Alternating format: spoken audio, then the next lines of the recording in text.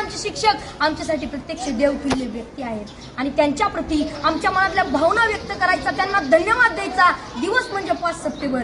चिखलाच्या गोळ्याला आकार द्यावा लागतो, सोन्याला सुद्धा भट्टीत तापावं लागतं, दगडापासून जर मूर्ती घडवायची असेल तर त्याला सुद्धा टाकेचे गाव सोसावे लागतात. आणि तसंच जर मनुष्य नावाच्या प्राण्याला सुसंस्कारी माणूस घडवायचा असेल ना, बनवायचा असेल ना, तर त्यासाठी शिक्षण आणि शिक्षक दोन्ही गरजेचे असतात.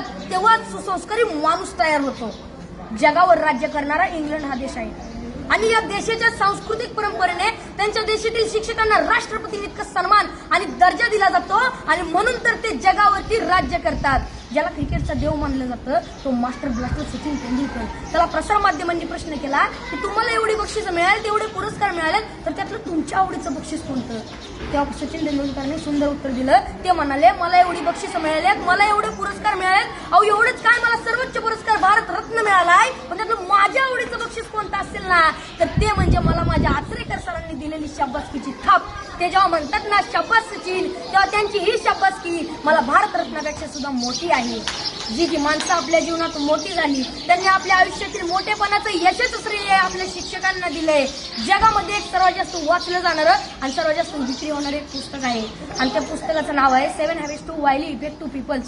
यशस्वी लोकांच्या 7 सवयी. आणि हे पुस्तक लिहित असताना ते लेखकाने जवळजवळ 3000पेक्षा जास्त यशस्वी आणि सर्व क्षेत्रातील लोकांच्या मुलाखती घेतल्या होत्या. तर त्यामध्ये जवळजवळ प्रत्येक यशस्वी लोकांनी आपल्या यशाचं श्रेय आपल्या शिक्षकांना दिलंय. मनाच्या मोठेपणाचं सर्वात मोठं उदाहरण आपल्या शिक्षकांनी आपल्याला केलेल्या सहकार्याबद्दल कृतज्ञता व्यक्त करणे आणि मनाचा सर्वात मोठा खोटरडेपणा आहे की आपल्या शिक्षकांनी आपल्याला दिलेल्या ज्ञानाबद्दल जाण आणि कृतज्ञता नसणे. अशी माणसं फार मोठी होत नाहीत आणि पुढे जाऊन ती तोंडावर पडतात. असंच एका मनाच्या मोठेपणाचा एक मोठा प्रसंग या ठिकाणी मला सांगावा असं वाटतो.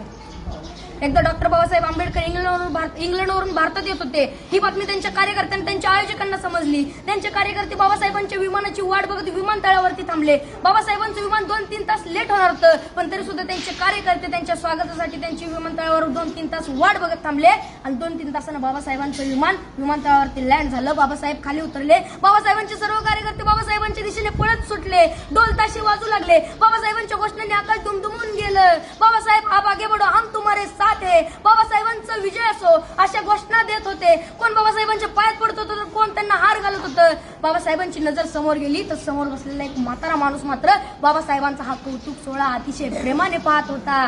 बाबासाहेबांनी गर्दी बाजूला सारली आणि तडकन त्या म्हाताऱ्या माणसाकडे गेले आणि आपलं डोकं त्या म्हाताऱ्या माणसाच्या पायावर ठेवलं. त्या क्षणी सर्व लोक आश्चर्यचकित झाले.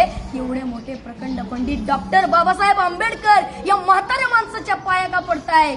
त्या क्षणी बाबासाहेब म्हणाले, हेच ते केळुसकर गुरुजी ज्यांनी मला माझ्या लहानपणी शिकवलं. गुरुजींना लहानपणीचा भीमराव आठवायला लागला. मळलेली कपडे, फाटलेली दप्तर, फुटलेली पाटी आणि एवढं ते पोर वर्गाच्या बाहेर बसून वर्गात शिक्षकांनी शिकवलेला शिक्षणाचा एक कण एखाद्या चातक पक्षाप्रमाणे वेचत होतं. वर्गाच्या बाहेर बसून शिकला होता. त्याच्याकडे पाहून ब्राह्मण मास्तर हसला होता, कारण त्याला माझ्या भीमामध्ये उद्याचा ज्ञान सूर्य दिसला होता.